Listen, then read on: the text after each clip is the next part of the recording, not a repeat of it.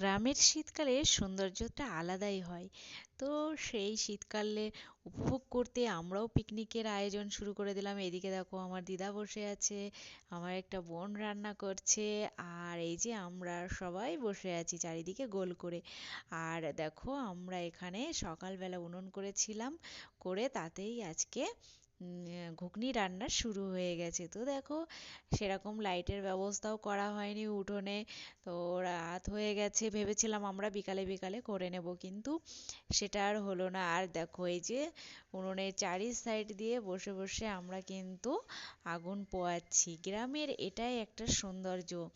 শহরে তো পিকনিক করা ব্যাপারটা মানে একটা ভীষণ জাঁকজমক ব্যাপার থাকে, কিন্তু গ্রামে এই যে লাইট থাকবে না, ফোনের আলোতে কিংবা মোমবাতির আলোতে পিকনিক করার এর মজাই কিন্তু বা সৌন্দর্যই একটা আলাদা। তো এইদিকে আমাদের মোটামুটি রান্না প্রায় কমপ্লিট হয়ে যাচ্ছে, আর চিকেনটা কষাও হয়ে গেছে, চিকেন ঘুগনি হবে আজকে। তো আর আগেই আমরা ঘুগনিটা সিদ্ধ করে রেখেছিলাম, ঘুগনি আর আলুটা। তো এবারে দিয়ে আমাদের রান্নাটা কিন্তু মোটামুটি হয়ে এসেছে। আর এদিকে দেখো তো পেঁয়াজ টিয়াজগুলো কাটাকুটি করছে আর একটা বোন। তো বাপের বাড়িতে আসলে বোনেরা সবাই মিলে এরকম আনন্দ আমাদের চলতেই থাকে।